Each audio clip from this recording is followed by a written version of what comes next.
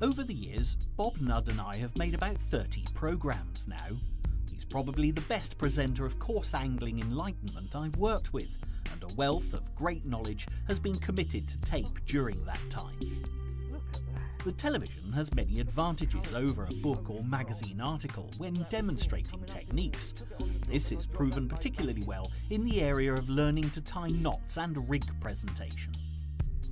In this programme, we'll start with pole rigs, including the ever-important elasticating of a pole, a job that used to require a visit to the local tackle shop.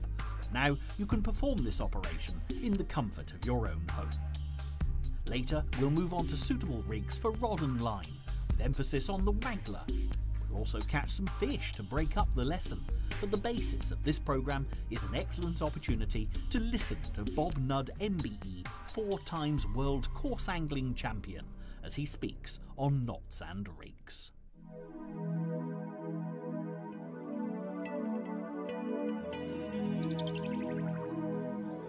Just a smallish roach, but it's still all right. It's a nice fish, and I'm going to lift this one. It's only 2 or 3 ounces, but just lift that fish.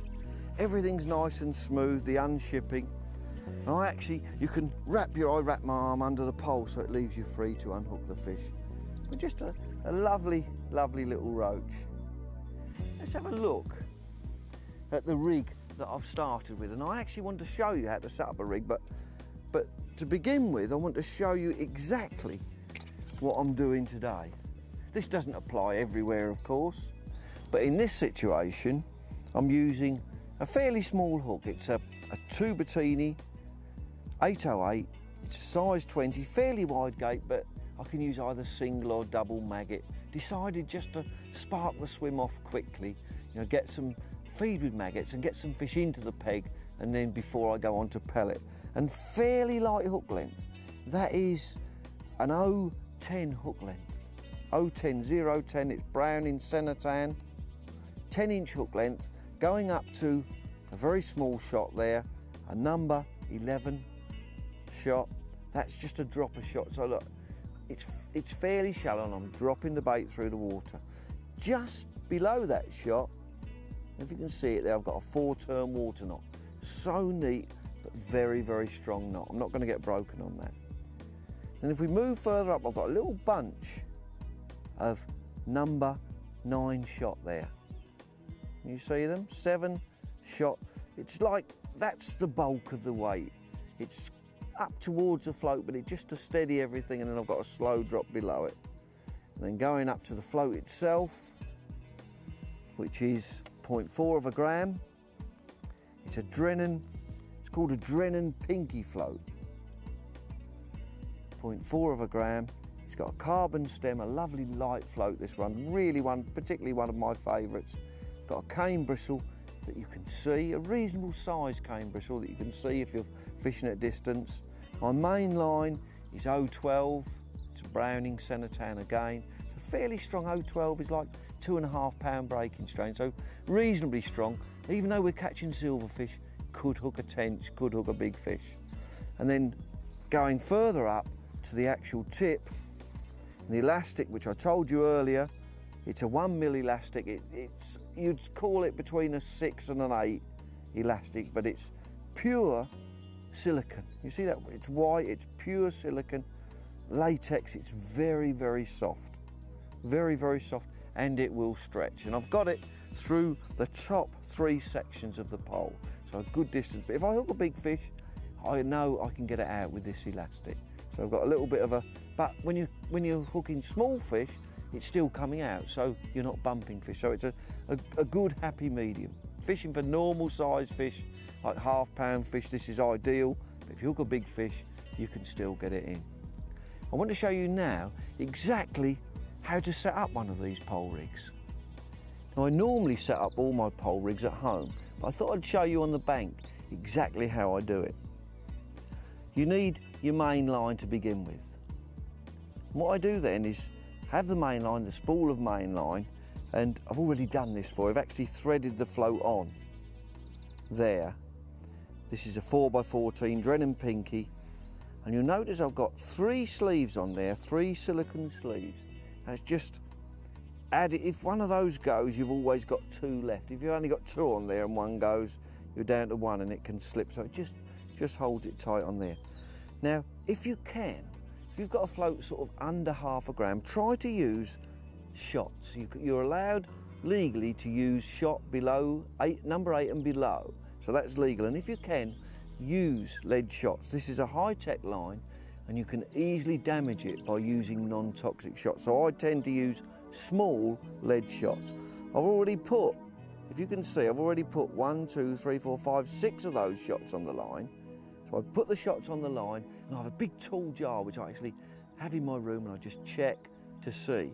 Now these shots I put on, tell you what I do, I pick up a shot, put it on the line and try not to bite it on.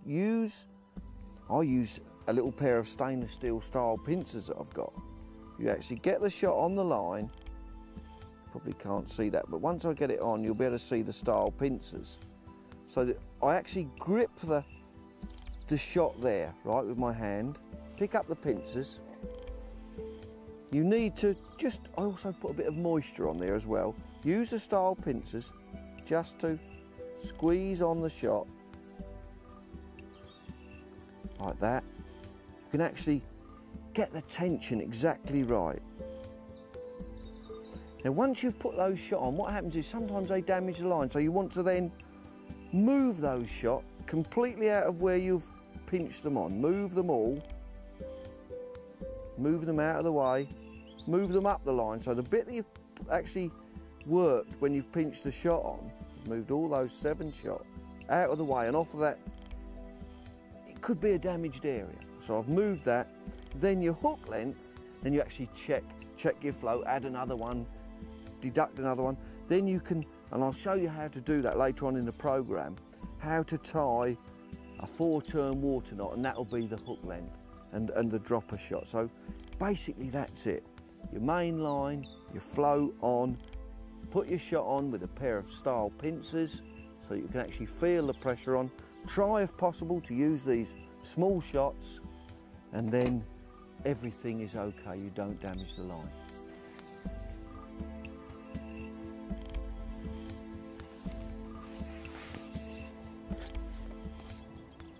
Elasticating a pole is something that a lot of anglers are frightened of, and you shouldn't be, because it's so easy to do. And I want to run through exactly how I do it, and if you take these sort of few simple steps, you'll find it's okay, it's quite easy. Start with the bush. You have to bush.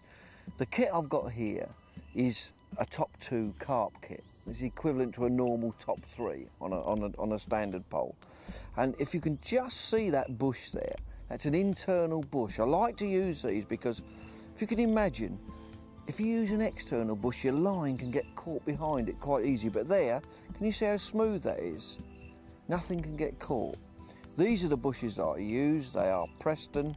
They're called slip. They're a PTFE bush. And on the back, it actually tells you what size bush for what size elastic.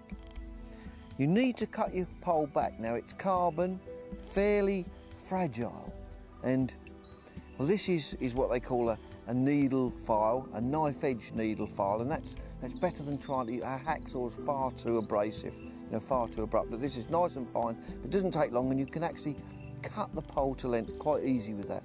I bought a whole set of these. You know your local market store. Bought a whole set of these for I think £2. It was about 10 different ones, and this lasted me forever, those.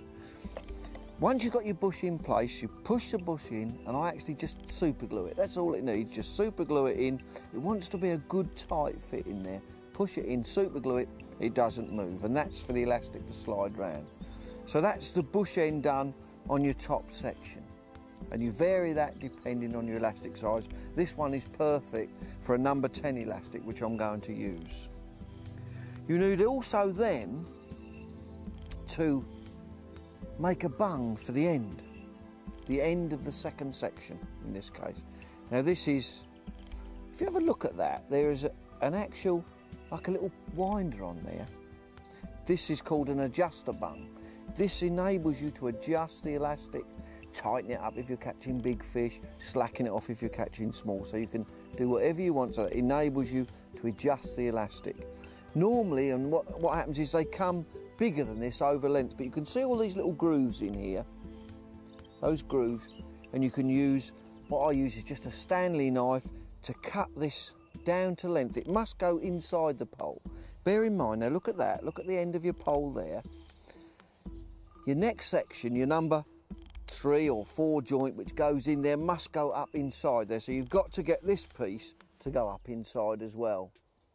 So I've cut this to length just so it probably goes up 5 or 6 inches inside this pole there. I've already cut that one to length for you, but so that there, the bung, the adjuster bung is the right size. We've done the tip.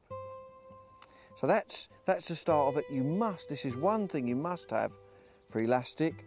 It's called a diamond eye threader. A diamond eye threader. And of course it explains itself, it's just a piece of wire with, if you can see that, a diamond eye which you can slip your elastic through. You can put your elastic through that diamond eye threader and it grips it. It will actually grip the elastic if you push it through there and pull.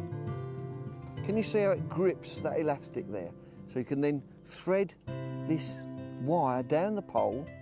You need to start threading from the bush end, just pushing the wire through, and because it's wire, of course, because it's fairly stiff, you can thread that through, just whiz it through as quick as you can, until you see the wire just coming out of the other end. Once it comes out the other end, of course, you can then, there it comes out already.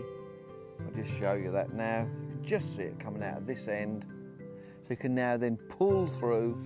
You've got that diamond eye, which has got a grip on the elastic, just pulls that elastic through so easily, like that, first section through. You've now got to do the same on the next piece. This is easier because, of course, it's much bigger. So on this carp section there, this will be the second section, just whiz that through. Same thing. Push it through and get all that elastic through. Pushing the wire through again, it makes it so much easier, this wire, this threader. Repeating exactly the same as you did before, where you actually push this through, pull it. Just need a bit more room to work there now. Pull it through. And as you're pulling it through, you need then just to put those 2 sections there, just put them together.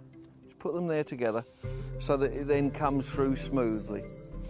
Got the 2 bits together. Now you've got elastic out now at one end, at the tip end, and elastic here. This is the bit at the bottom that you do first. You can discard now. You finish with the wire. Now you need the bush. And this bush, got loads of holes in it, look. See all those holes? Well, on these adjuster bushes, see this hole here? This one right, let's have a look, at the back there. If I can show it to camera there. It's the one just above that adjuster bung. That's the one that you tie your elastic to. And this is such a simple knot. This is why I wanted to show it to you. You need just to loop the elastic round the adjuster bung, and then just do a normal granny knot, just a normal loop. Always wet, whenever you're working with anything, especially with elastic, wet that elastic a little bit. Just form a loop with your hand, you see that? And bring this bush back through so that you get just a normal, ordinary, just a normal, ordinary granny knot there. Can you see that? Pull it just reasonably tight, just so it starts to dig, and then finish it off by getting hold of the tag there and the elastic there, and then pulling it down. That then will be, it sort of, because it's elastic, it digs into itself, but always just give a real check like that to make sure it's not slipping. Look, that elastic is bottoming out, the knot's not slipping. So there you are. That can be then trimmed off with a pair of scissors. Just trim that piece off. You can leave a little bit of it on if you want. So just trim that elastic like that. Now you need to just put a few turns. This is an adjuster bung, so you need a little bit of insurance there. Just for how, so just I wind probably 5 or 6 turns round this bung, like that. Then put it under, so there's 5 or 6 turns on there. I can either add a few more on or take a few off before I do it. And then I'll pull that bung, then pull the elastic at the other end, and that will pull that bung up inside there. Just get this elastic right, and it'll pull that bung up inside. You need to come back to this tip end now just to pull this elastic so that bung now comes up inside the pole, settles where it should do. And this is the real secret. This is the Bob Nudd secret. If you've ever been fishing and you do all this elastic, if you can do it, and you go out and your first big fish you hook, there's a load of elastic hanging out of your pole. The reason is you haven't pre-stretched the elastic. You need to do that before you put this bush on the end. Just form a loop, ordinary loop, granny knot, anything. Not going to tie it yet. What I'm going to do is I'm going to use this loop to pre-stretch that elastic. Pull it tight so that knot doesn't slip, like that. You got that? Trim it off. Just going to trim that elastic off there. And then this is my party piece. You've got to hook this. I usually hook it on my garden gate, but I haven't got my garden gate here, so I hook it around anything and then walk with it and pre-stretch it. Just like a big fish is going to take your bait, you've got to do that. You've got to stretch this elastic, walk with it, hook it round anything. I think I'm going to use a bit of my box down here. Let's have a look. Perhaps if I hook it round there, that should hold it. And I can then walk with this, and that's like a fish. That's like your first fish, but you walk with it and walk and walk until you feel the elastic just bottom out. And then you just keep pulling and pulling. And this is where my neighbours start looking at me as I walk out of the garden gate. So you're pulling until you feel that elastic just start to bottom out. Once you get to that point where you just feel it, you've then pre-stretched it. So you've pre-stretched it, and you can come back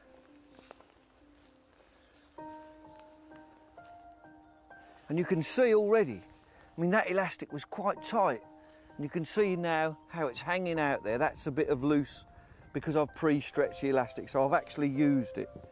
All that remains then is just to tie the bush on this end, and sort of, you've got a little bit, you can adjust the bung there, so you can make it a little bit tighter or a little bit looser. It doesn't matter because you can adjust it.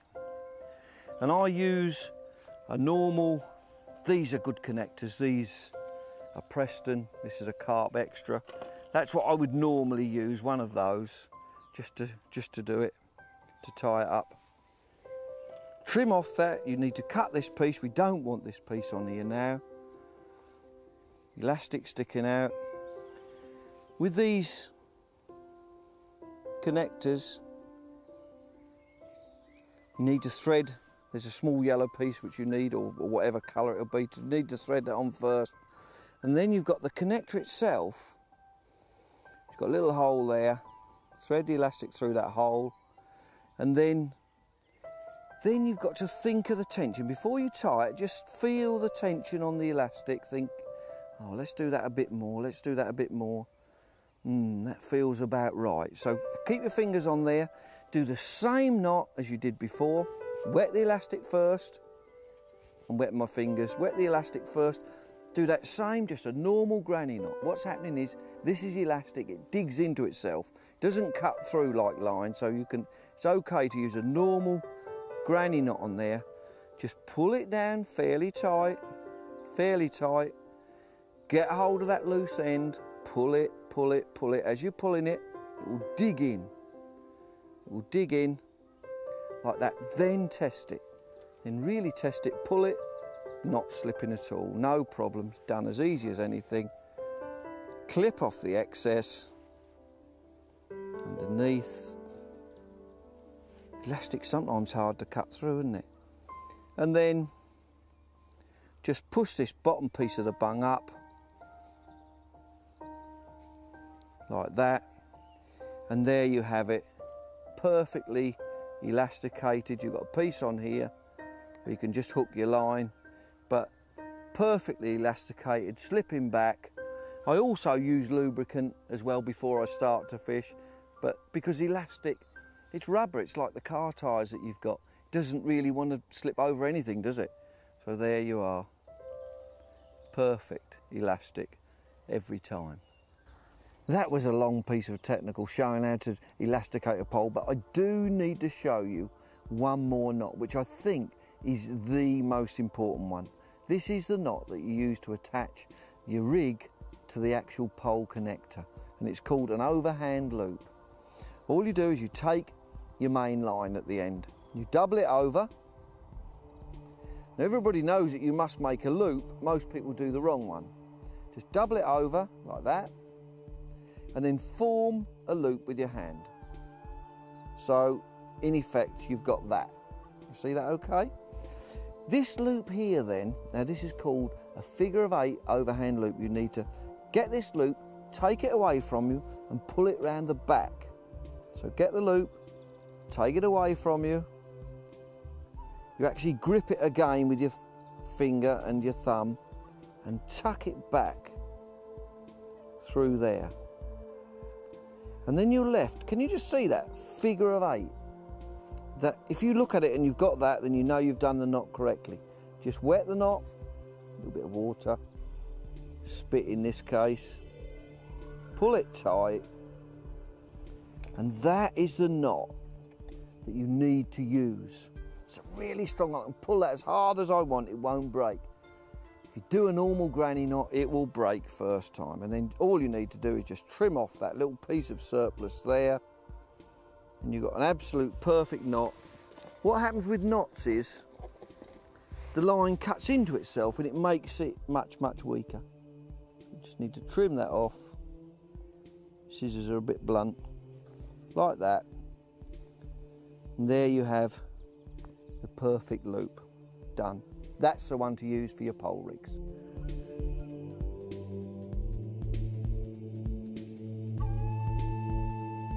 Now with fishing, sometimes you come to a new venue and you're not sure exactly how the day's going to pan out, you know, how the fish are going to respond. Usually, now I've made up 4 rigs today, but usually it'll be just one rig that'll be the right one, you know, the bagging one. So I've made up 3 or 4 and I'm going to work from them just to see what response I'm going to get from the fish. Now this rig, I've set this up for fishing at about 11 metres. As I said, I've already roughly plumbed up. So 11 metres, it's 12 foot deep, it's quite deep. But I've put a fairly light rig up. Sometimes when you start to fish, you know, beginner session, it's a little bit difficult. So you need a lighter rig, lighter tackle. And then as the session wears on, some bigger fish move in and then you need your heavier rig. So this is my sort of a light rig, but I've got a chance of still getting out a big fish on this rig. Still got a chance of, say, landing a 6 or 7 pound carp. What I've done, I've got quite a small hook, an 18, and I intend to fish maggot on that, probably 2 maggots. And a hook length of 0.12 millimetre, which is probably about 3 pound breaking strain. 10-inch hook length and then a 4-turn water knot. You can hardly see the knot. It's so neat and tidy. Just a small 4-turn water knot there, trimmed off nice and neatly. And then I've got quite a big float because it's 12 foot deep, but not a massive float because this is a light rig. I've put a gram on this one. I've got 3 number 10 shots, 1, 2, 3, equally spaced just above that knot, sort of 2-3 inches apart. And then a little bit further up, I've got an olivet, a brass olivet. Remember that we can't use tungsten olivets. We can use tungsten, but we can't use lead olivets. So brass or tungsten are the alternatives. And that's just a Drennan pole master with 2 little clips, tags on it, and it's locked in position with some actual sleeving there, some sort of semi-hard sleeving, but it will still move. You can still pull it along the line. Now the main line is 0.15. It's quite strong. It's sort of, about £5, say around about £5. So if I need to step up on the hook length, I can. I've got a good strong main line there. And then up to the float itself, which is, and it's a fair way away, it's a 1 gram. Let's have a look at it here. It's called a quad. It's a Drennan float. It's got a wire stem, wire for stability. When you're fishing long pole, short line, wire is usually always the best option. And then it's got an interchangeable tip. I can use black or red today, it doesn't really matter, but I've got a black one on this rig. But I can pull it out and change it if the light changes. And then up to the elastic. And the elastic I've got, through here I've got some white Hydra elastic. It's sort of equivalent to, say, a number 8 elastic, but it's good for when you're using light rigs. It will stretch and stretch and stretch, and this is what I say, I've got a chance of landing a big fish on this elastic. And a Stoneflow connector, a large Stoneflow Preston Carp connector there. And the end of the pole, right on the end of the pole, I've got a bush, quite a big bush because this is fairly thick elastic. I've got a sort of a Drennan bull-nosed PTFE bush, so this elastic will slide very, very easily over that bush. Even though it might take a long while, I'm still quite likely to land a big fish.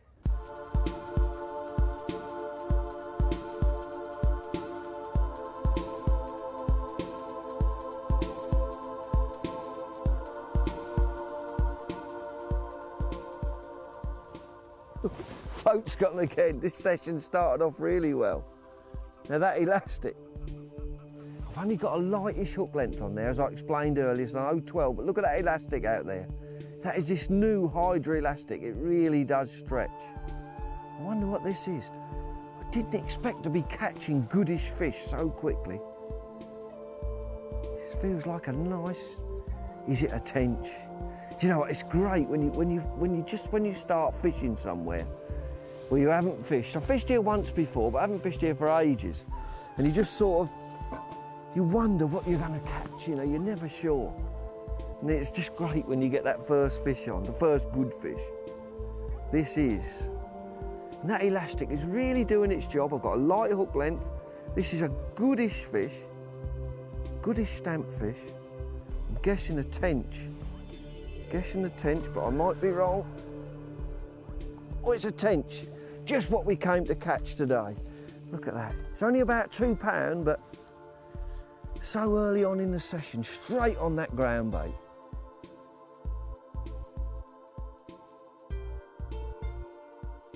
Beautiful little tench.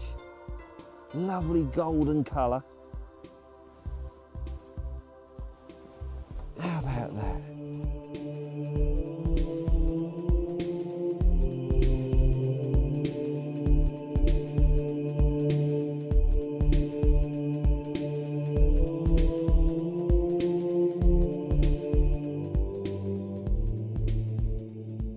Let's start, I always call this the business end, the hook. I thought I'd start with a lightish waggler, so I've matched it to a fairly light hook. This is one of my favourites. It's a Tubertini 808, a size 20. It's got a good gape on it, strong. It's just a good hook for catching everything. And then the hook length. Now, when you're using a hook length on a waggler, it's generally sort of a reasonable length, hook length, and this one is probably something like 18 or 20 inches, 18 or 20 inches long. I've put a little shot on the hook length, and I often do that, a number, you can just see it there, right in the middle, a number 9 shot. I like to have a shot fairly close to the hook so that I can actually see. That gives you indication of the bite. Now, this is what I use to join the hook length to the main line. It's a barrel swivel, number 30 barrel swivel, tiny, and I've got a tucked half blood knot each end, one with the main line going to it, one with the hook length. And this swivel, if you're fishing, say, with double maggot and you're spinning it back maybe 20 metres, it's like a ship's propeller as it's coming back through the water. And then this fine line, because it's only 0.12 millimetre diameter, this hook length, 0.12, that would spin up. So you really do need that swivel. Then I've got the main line with another number 9 shot. I've got 2 number 9 shots actually down the line there. That barrel swivel is probably equal to a number 9, so it does take a bit of weight. I've got 2 number 9 there, and then coming down to the float itself. And this, see this funny little attachment here? It is a float attachment, exactly what it says it is.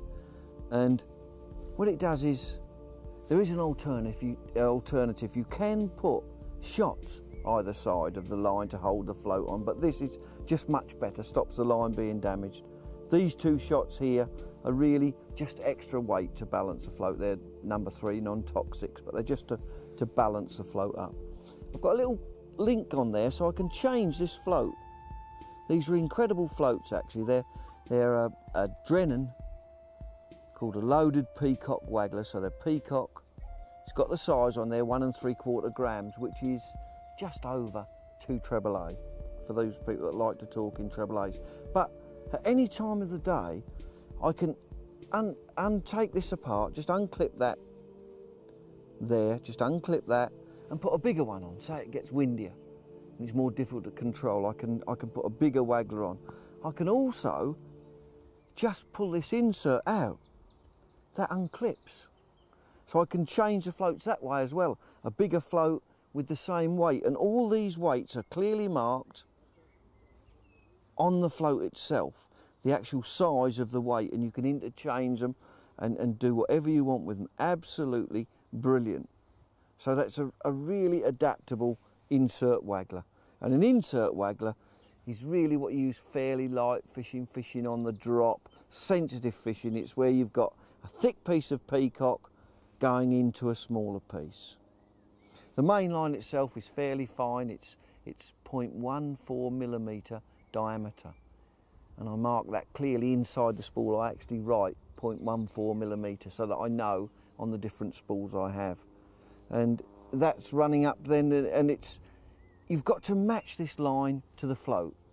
You know, if you try to use too heavy a line, the float won't cast, so keep the line fairly thin. But it's probably about 4 or 5 pound breaking strain. It's a Browning line. It's a feeder line, but it's very, very strong.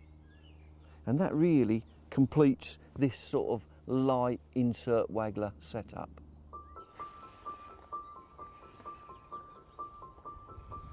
Great. These breams seem to love pellets. That one actually took it as the pellet was dropping through the water.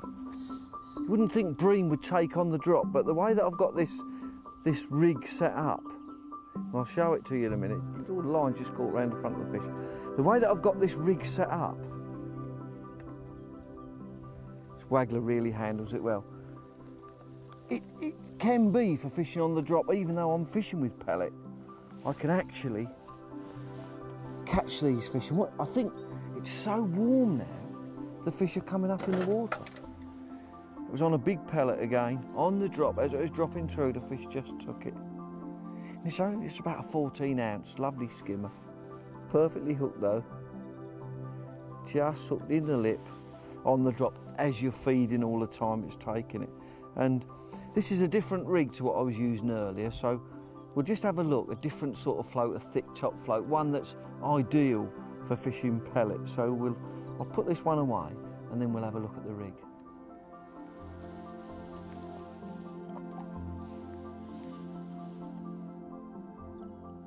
I'm using exactly the same brand of hook that I was using earlier, a Tubertini 808. It's a fine wire, but very, very strong, so light, but I'm using it in a size 16.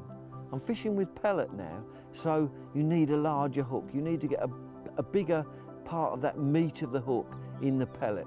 You know, the inertia that it takes to actually cast a waggler. If the hook's too small, it will just pull out of a soft pellet, so you need a slightly larger hook, but you can get away with it. You know, if you increase the size of your bait, go up on your hook size, much better.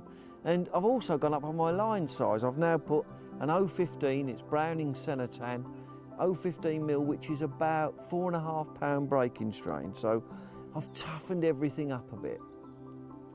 got a hook length which is about 18 inches long. And in the middle of that hook, right in the middle, I've got a number 8 shot, right in the middle. That's my telltale shot. That is my bite indicator. You know, if the fish lifts that, I see it. If it pulls it, the float goes under. And then going along further, I've got a number 30, and I always use this wherever possible, a number 30 barrel swivel. And there I've got a 5-turn half blood knot, and it's tucked half blood knot. I'll show you how to tie that in a minute, because it's so important. You know, it will not, I can put all the pressure I want on that and it won't break. So I've tucked around there, tucked half blood. Onto the main line, so that really then we're onto the main line, which is a bit thicker now. I've gone up to a 0.16mm main line, which is about 5 or 6 pound breaking zone, so really, really strong line. And I've got 2 more number 8 shot there, 2 more, just equally spaced. When you're waggler fishing, try to get as much of the weight under the float as possible, or in the float. I see so many people casting with big shots all the way down the line, and that is a recipe for tangles. So what I do is I try to use a loaded float. I mean, this swim is about 5 or 6 foot deep, so I try to use a loaded float. That's the casting power. And then light shot, and good job I was using light shot down the line, because that last fish actually took the bait as it dropped through the water. But you'll find that if you have everything under the float, all the weight, much easier to cast, and I'll fish here all day without one tangle. So get all the bulk of your weight, and in this I've got the same float as before, or the same type of float with this actual adjustable weight underneath. I can pull it out and chop and change it, do what I want, with a little float attachment also where I can change it. No pressure on the line whatsoever. The line runs through here, and a couple of little twists round here. It will not move, but you can cast all day, and it doesn't matter how big the fish are, it will not break. The other alternative to this, of course, is to put 2 little shots either side of the float, but if you're catching a lot of fish, particularly big fish, it can gradually wear the line and it will break. So if you can, go out and buy one of these float attachments. They're really well worth it, and then you can just adjust it. Now the float, because I'm fishing a big bait which is dragging on the bottom and can drag the float under, the float actually is what they call a straight peacock. It's a Drennan float again, but you can see there's no insert, so there's more buoyancy in the tip. So when you have your bait dragging on the bottom, it won't drag the float under. But of course, when you get a bite, it will shoot under. So a thicker tip float, bigger bait, everything increased in size. Just move round a bit so there's a bit better light, so that you can see this knot, because it's one that I think is very important. It's called a tucked half blood, and it's a knot that I use to attach my hook length to a barrel swivel, or the main line to a barrel swivel. So it's exactly the same knot. You do 5 turns. Actually, what you do is you thread the line through the swivel. I've already done that just to save a bit of time. That's threaded through. And then the loose end there, which is about 2 or 3 inches long, twist that round about 5. You can 5 or 6 times. I usually do it 5 times. So you get the line. I know it's ever so hard for you to see this, and every time you twist it, let me change hands there so you can see. Every time you twist it, 1, 2, you have to actually hold the barrels with your left hand, 3, 4, 5. So every time you twist it, right, you're holding the swivel and that little loop of line with your thumb and your forefinger of your left hand, as long as you're normally right-handed. Then you're left, once you've twisted it 5 times, you're left with this little tag. See this little tag here? Tuck that back through that loop, right? Put it through that loop. As you put it through that loop, what you'll find is, I've put it through that loop now, I'm then left with another loop here. Now, if you just pull it now, it will slip, but if you tuck this, still the same little end piece, tuck it back through, and this is where the word tucked comes from. So just tuck it any way, it doesn't matter, you can tuck it any direction, as long as it comes through that loop. So get it there, pull it back through through the loop, so that's a tucked. Pull it down.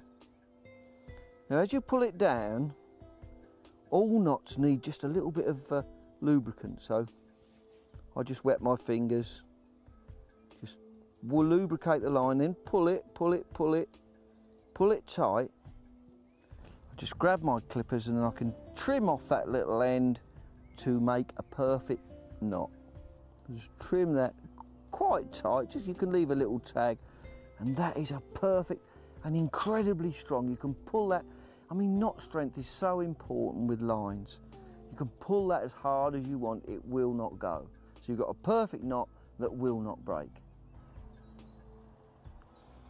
There is another alternative way, if you haven't got a barrel swivel or if you don't use them, of tying or attaching that main line to the hook length, and that is probably the most common one. It's called loop to loop. But what a lot of anglers do, they don't know how to tie a loop properly, and I'll just show you how weak line can be if you don't use the correct knot. And this is the knot that most anglers use when they're doing a loop. They fold the line over like that, and then they put the line round their fingers, 2 fingers, like that, and they pull this little loop through here, like that, wet it of course, like that, pull it tight, and they think, oh, that's a lovely loop to loop. But that is not a correct one, because what happens is, and I'll just show you here, now this line is 4.5 pound breaking strain, but I'll show you what happens if you don't tie the correct knot, how easy it can break, right? No pressure on that, bang, as easy as that. 4.5 pounds, no problem. The knot you must use, and it's so simple, is an overhand loop. So you do the same thing, right? You fold your line just the same. So you've got your loop. You actually have got your 2 fingers there, the thumb behind it, and you form this loop that you would always do when you're doing that. It's a granny knot, that other one actually, but loads of people use it. So you've got a loop and that. Now this time, bring this piece of line back and bring it back through here. It's then not cutting in on itself. So you bring it back, right? You bring it round, so you put it away from you, bring it round and you bring it back. You bring this little loop back through the line there. Let me show you. Bring it back and through, like that. And you get, if you look at it then, you get a sort of like a figure of 8. If you can just see it there, sort of a figure of 8, and wet it again. Pull it tight. So you've got a figure of 8 loop now, and that is much stronger. If you do that test on there now, right, put that line on there and test it. You test it. And pull and pull and pull, and you can't break it. It's incredibly strong. That's the difference. Just that figure of 8 loop. Now you won't lose any more fish. Just do that. The feeder. As I said, I was going to explain the exact rig I use. Now, it varies depending on, this is a still water situation. And in this case, in still water, I like to use what's called a paternoster rig. And coming up from the feeder to the main line there, I've got probably 10 inches. 10 inches, and then I've got a 4-turn water knot, which actually goes off here, actually stands off. If you can just see it there, stands off. And I've got another length of line which connects down to a very, very small barrel swivel. It's a number 30 barrel swivel. I connect that with a tucked half blood, just a tiny swivel. I like to have that. Now notice the length that I've got on this extra piece of line. Now this line is exactly the same diameter as the main line. It's 0.22 millimetre, this piece of line. It's always much stronger if you've got 2 lines of equal diameter. You know, try not to have a thick to thin situation. So I've got two lines there, exactly the same, and make sure that this little swivel goes past the feeder. This prevents tangles. Now from there, I then like to use just a normal high-tech hook length, the same as you would on a pole. From there, I've got probably about 2 foot of 0.15 millimetre, that's something like 4.5 pound breaking strain, so it's strong. This 0.22 millimetre is probably something like 10 pound breaking strain, with loads of power. And I've got quite a long hook length, so say about 2 foot of mono down to the hook, and there you can see just a very, there's the hook, 0.15 millimetre. The hook is a 14, it's a B560, a camisand hook, strong, wide gape. I'm putting 4 maggots on. There's a lot of little roach here, so you want a nice big hook, fill it with maggots just to help avoid the roach, give the bream a chance to get in. So that's basically it. Now if you look at the total length of the hook length, it's something well over 1 metre in length.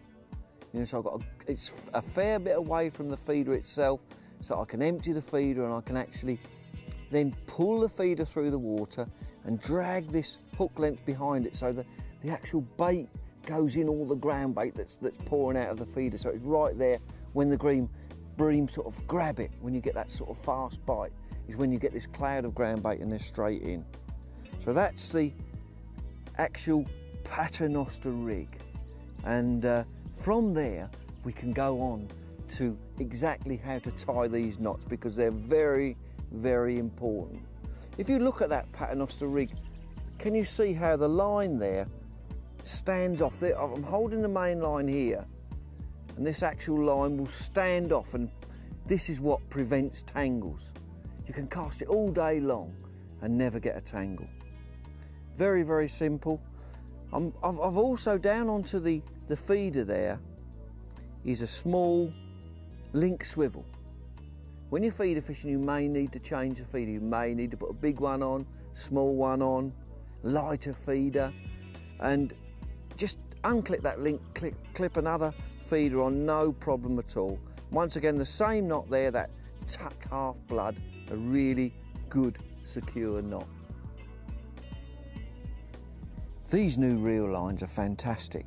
I mean, this one I'm using today is 0.22 millimetre diameter. It's a Browning feeder line, and it breaks at 12 pound breaking strain. Now, if you compare that, go back to some of the, I mean, I always used to use Maxima. Go back to those days. 5 pound Maxima was the same diameter, half the breaking strain. You know, much weaker. So this, you can cast much more, a lot more effort into it. The 4-turn water knot. Imagine that this here is a length of main line. I've taken a piece off now. If possible, always use the actual piece that I'm going to do, going to the actual hook length. Always try and use the same diameter line. Remember, different diameters, it's not as strong. So try and use the same diameter. So 2 pieces of line, I've cut a piece off, a 4-turn water knot. You lay the 2 pieces of line together. You've got a piece which is going to your hook length. Now what you do, your thumb and your first finger there, trap the 2 pieces and form a loop with your 2 fingers there. So you get, I've formed a loop and I've trapped it again. Now this piece here, this is a piece that actually, this is piece of the main line. That's going down to the feeder, right? Now what you've got to do is pull this through. It's 4-turn water knot, so you've got to pull that piece and a little tag through 4 times. 1. And every time you pull it through, you have to sort of trap it again with your finger. 2. And your thumb. Just pull it through. 3. Hope you can see that. Knots are so important in fishing. You know, if you don't get your knots right, what happens is you strike and it breaks, and you always say, oh, that was a big fish. But usually it isn't. It's usually the knot that's failed you. So then, what I've done there is a 4-turn water knot. Now you need to wet that. So I'm just going to wet my fingers, pull it down, pull the 2 pieces together, like that. Pull them together, nice and tight. You need then to pull on that tag there. Just pull on that tag, just to tighten the whole knot up. Just pull on that tag. That will get the knot tight. Pull it down. Then if I show you, I'll hold the knot up.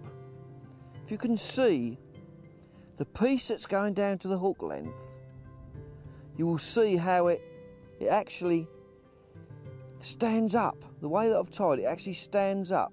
Can you see how it's lifting up and away? There's the feeder, there's what I'm holding down there.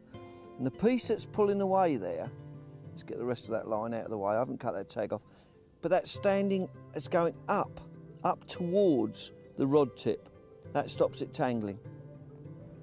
And then just trim off that little tag and you've got a perfect knot. Right, a tucked half blood. This is the knot that I use to connect the barrel swivel and the link swivel. So it's exactly the same knot. You've got the small swivel. I've just got a length of ordinary main line there. And this is a simple knot, but you do need to think about it, you know, because if you don't do it correctly, your line can slip between the two. So you've got your barrel swivel. All you do is 5 turns with this little tag here. 5 turns round. So I'm holding the barrel swivel and 1, 2, 3, 4, 5. Okay, you got that. So there's the barrel swivel and there's a twisted line. I'm actually holding the swivel. Can you see? I'm just holding that swivel there. There's a big loop of line there. See that one there? You've got to bring that little tag through that loop, right? Now that then is just a normal half blood, but then you've got to tuck it, and this is where the strength of the knot comes in. So we're through. So I'm going to show you that little sequence there. I've put it through that piece. Can you see that? It's just gone through. And I've got to tuck it. I've now formed another loop here. Can you see that there?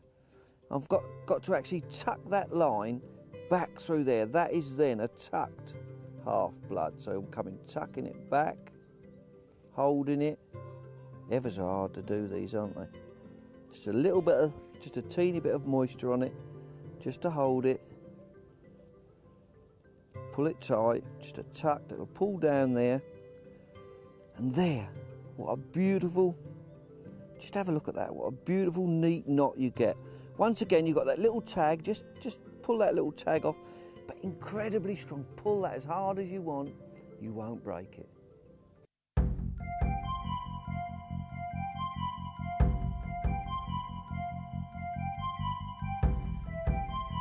And a big fish too. Didn't think it was as big as that. Look at that. That was a beautiful barbel. I'll just run through my rig that I'm using today because it's quite important how you set a feeder up. So I'm going to tell you about it in fair detail. I've not got a massive hook on. I've got a 16 Colmic N500. They're called nuclears, but they're a very, very strong hook. In fact, I used this hook in the World Championships in Spain.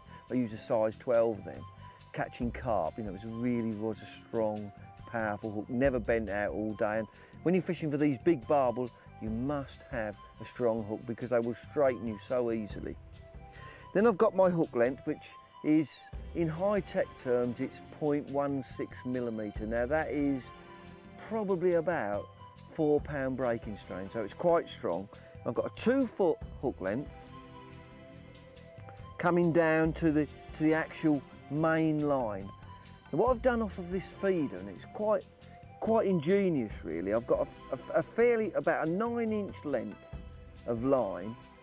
I've put a big loop in it, and then if you can have a look along here, there's 1, 2, 3, 4, 5 separate knots where this line is doubled up. And what happens is, in flowing water, the water actually will push into this heavy line and actually lift it above the weed. Just lift it and give the bait some movement.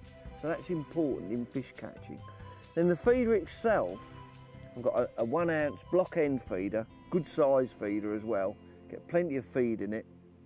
And I've put that on just a small 4-inch loop, so that will slide just those 4 inches. In fact, if the fish really takes it violently, you almost get a self-hooking action.